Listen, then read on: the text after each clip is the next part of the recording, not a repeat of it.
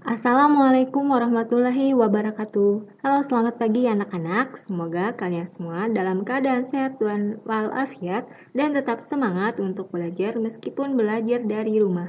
Selamat datang kembali di pembelajaran jarak jauh mata pelajaran IPA untuk kelas 8 semester 2 ini. Baik anak-anak, langsung saja kita akan masuki pembahasan kita. Yang pertama, kita akan membahas tentang tekanan pada zat. Nah, coba kalian perhatikan gambar berikut ini. Nah, biasanya di musim hujan, jalan yang bertanah ya akan menjadi jalan yang berlumpur atau becek ya akibat diguyur hujan terus-menerus. Nah, apabila kalian ingin melewati jalan yang berlumpur seperti ini, sepatu manakah yang akan kalian pilih? Apakah sepatu boot atau sepatu hak tinggi? Nah, tentu saja kalian akan lebih memilih sepatu boot ya kan? Nah, kenapa? Karena kalau menggunakan sepatu boot, kita tidak akan mudah terjebak masuk ke dalam lumpur atau jalan yang becek tadi. Nah, coba kalian perhatikan bagian alasnya ini. Nah, kalau pada sepatu boot, alasnya ini rata ya, sehingga permukaannya lebih luas. Sedangkan pada sepatu hak tinggi, nah bagian ujungnya ini atau bagian solnya ini ada bagian yang runcing. Nah, kalau bagian yang runcing berarti luas permukaannya lebih kecil sehingga menekan lebih besar. Nah, untuk mengetahui lebih lanjut hubungan antara tekanan dengan luas permukaan, nah baik kita akan langsung saja kita masuki pembahasan kita yang pertama yaitu tentang tekanan zat. Nah, apakah yang dimaksud dengan tekanan? Tekanan adalah suatu gaya yang bekerja pada suatu bidang tiap satuan luas bidang tersebut. Nah, jadi gaya itu bekerja pada suatu bidang atau permukaan dalam satuan luas bidangnya. Nah, kalau dirumuskan, gaya dan luas permukaan akan menghasilkan suatu tekanan, yaitu P sama dengan F per A.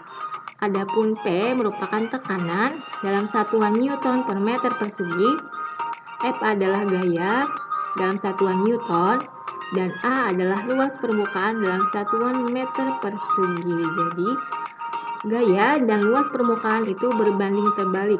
Semakin besar luas permukaan, maka tekanan akan semakin kecil. Sedangkan semakin kecil luas permukaan, maka tekanannya akan semakin besar. Baik anak-anak, kita langsung saja ke contoh soal tekanan pada zat padat. Nah, coba kalian perhatikan gambar berikut ini. Nah, ada seorang ayah yang mendorong kereta bayi dengan kedua tangannya dengan gaya sebesar 90 Newton. Apabila luas telapak tangan 150 cm persegi, maka berapakah tekanan yang diberikan? Nah, maka kita tulis dulu yang diketahui dari soal ya. Nah, diketahui di sini gayanya adalah sebesar 90 Newton atau 90 N. Kemudian luas permukaan telapak tangannya adalah 150 cm. Nah, tapi si ayah itu kan menggunakan kedua tangannya. Nah, maka harus dikali dengan 2. Jadi 2 dikali 150 cm persegi. Hasilnya adalah 300 cm persegi. Nah, satuan cm persegi harus diubah dulu ke dalam satuan meter persegi. Jadi 300 dibagi 10.000 dapat hasilnya 0,03 meter persegi. Nah, inilah luas permukaan kedua telapak tangannya. Nah, kemudian yang ditanyakan adalah tekanan, yaitu P-nya. Nah, baik, untuk menghitungnya maka langsung saja masukkan rumus yang tadi, yaitu P sama dengan F per A. Nah, F-nya yaitu 90, sedangkan A-nya tadi adalah 0,03. Maka dihasilkan tekanannya adalah 3000 Newton per meter persegi. Baik, selanjutnya kita akan melihat contoh penerapan tekanan pada zat padat dalam kehidupan sehari-hari. Nah, coba kalian lihat gambar ini. Nah, kalau kalian sering main futsal atau main bola pasti tahu ya, ini adalah sepatu bola. Nah, sepatu bola ini biasanya bagian solnya atau bagian bawahnya itu ada tonjolannya seperti ini. Nah, hal ini bertujuan agar bisa menekan lebih kokoh ke dalam tanah. Ya, jadi supaya tidak mudah terpeleset ketika berlari di lapangan bola atau di lapangan futsal. Nah, makanya di bagian bawahnya ada gerigi atau tonjolan-tonjolan seperti ini. Contoh berikutnya adalah bagian mata kapak ya, ini mata kapak. Luas bidangnya itu dibuat lebih kecil atau tajam sehingga tekanan yang dihasilkan lebih kuat dan memudahkan untuk memotong kayu. Semakin kecil permukaannya, maka akan dihasilkan tekanan yang lebih besar. Nah, itulah contoh penerapan tekanan pada kehidupan sehari-hari. Selanjutnya kita akan membahas tekanan pada zat cair. Nah, kita tahu ya bahwa zat itu ada padat, ada cair, dan gas. Nah, pada zat cair juga terjadi tekanan. Nah, tekanan pada zat cair disebut juga sebagai tekanan hidrostatis. Nah, zat cair itu disebut juga sebagai fluida, yaitu suatu zat yang dapat mengalir. Lalu, apakah yang dimaksud dengan tekanan hidrostatis? Tekanan hidrostatis adalah tekanan yang diberikan oleh cairan ke sekitarnya. Nah, semakin dalam tekanan zat cair akan semakin besar. Nah, coba kalian lihat gambar berikut ini. Apabila kalian ada sebuah wadah atau botol yang diberi lubang seperti ini ya, ada 3 buah lubang, ada yang di bagian atas, di bagian tengah, dan di bagian bawah. Nah, maka tekanan pada bagian-bagian lubang ini akan berbeda. Nah, karena tadi semakin dalam suatu permukaan zat cair, maka tekanannya akan semakin besar. Nah, pada bagian lubang yang nomor 1, tekanannya itu akan rendah karena posisinya yang dangkal atau masih dekat dengan permukaan.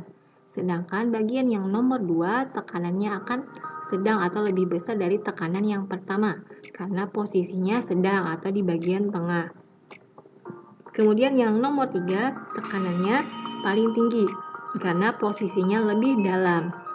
Nah, jadi semakin bertambah kedalaman, semakin bertambah pula tekanan hidrostatisnya.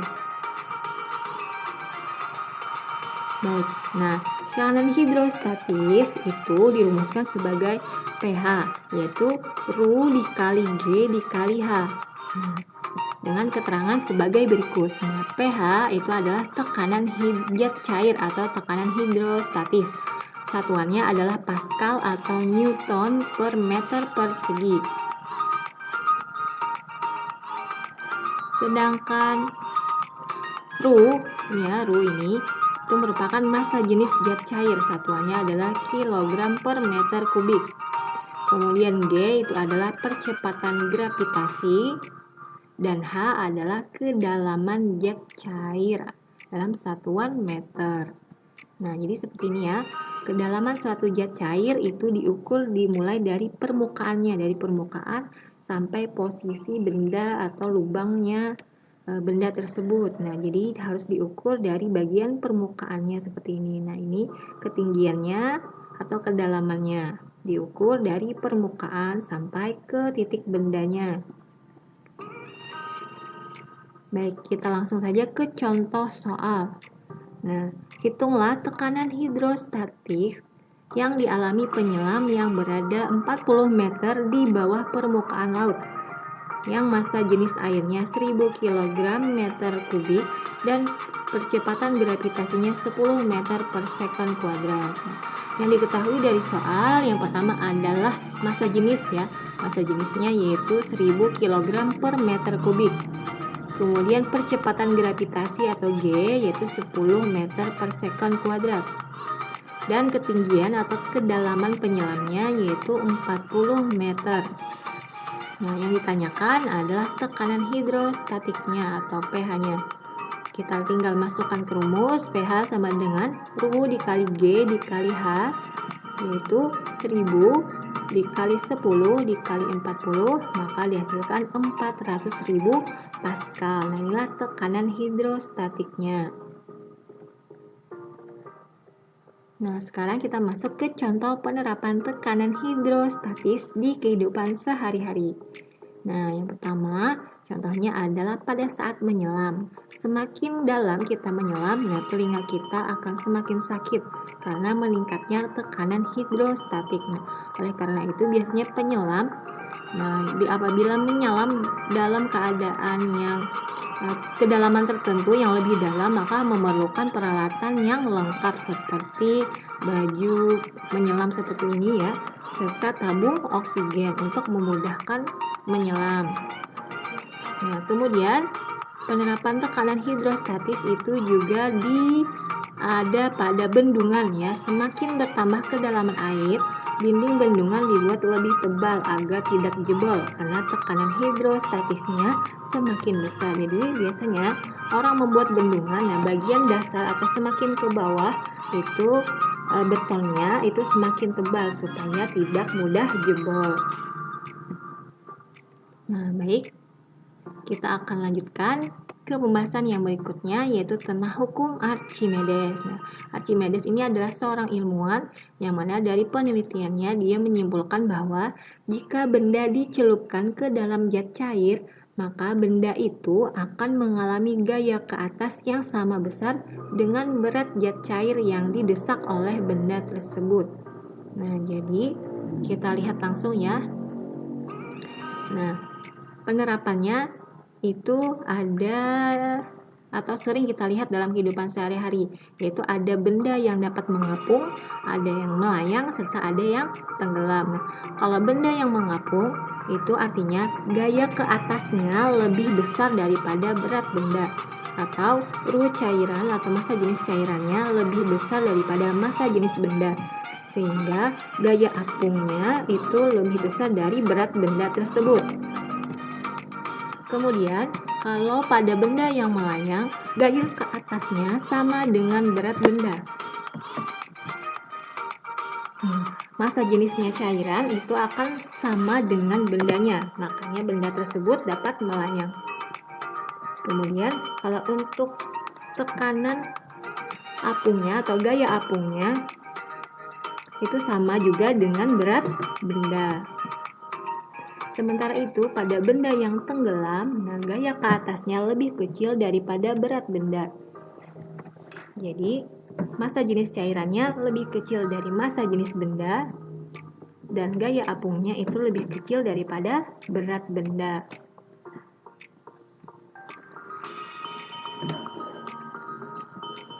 Baik, kita akan masuki besar gaya Archimedes ya. Ini bisa dinyatakan dalam rumus FA sama dengan rho F dikali G dikali FB. Nah, adapun FA itu merupakan gaya apung atau gaya Archimedes dalam satuan Newton. Kemudian rho F itu merupakan massa jenis fluida atau zat cairnya. Satuannya kilogram per meter kubik. Kemudian G adalah percepatan gravitasi, dan FB adalah volume benda yang tercelup dalam satuan meter kubik. Nah, kita langsung masuki contoh soalnya. Nah, sebuah benda bervolume 0,5 meter kubik tercelup seluruhnya ke dalam air. Jika massa jenis air 1500 kg per meter kubik dan percepatan gravitasi 10 meter per sekon kuadrat, berapakah gaya ke atas yang dialami benda tersebut? Nah, dari soal diketahui bahwa FB-nya sama dengan 0,5 meter kubik, kemudian massa jenisnya 1500, serta gaya gravitasinya adalah 10. Yang ditanyakan tadi adalah gaya apung atau gaya Archimedesnya. Kita langsung masukkan ke rumus, dihasilkan bahwa gaya apungnya adalah sebesar 4500 Newton. Nah, itulah anak-anak materi kita hari ini. Apabila ada hal-hal yang ingin ditanyakan, silahkan kalian tanyakan melalui grup WA. Untuk tugas nanti akan Ibu upload di Google Classroom. Sampai di sini dulu. Mohon maaf kalau ada kekurangan. Terima kasih. Wassalamualaikum warahmatullahi wabarakatuh.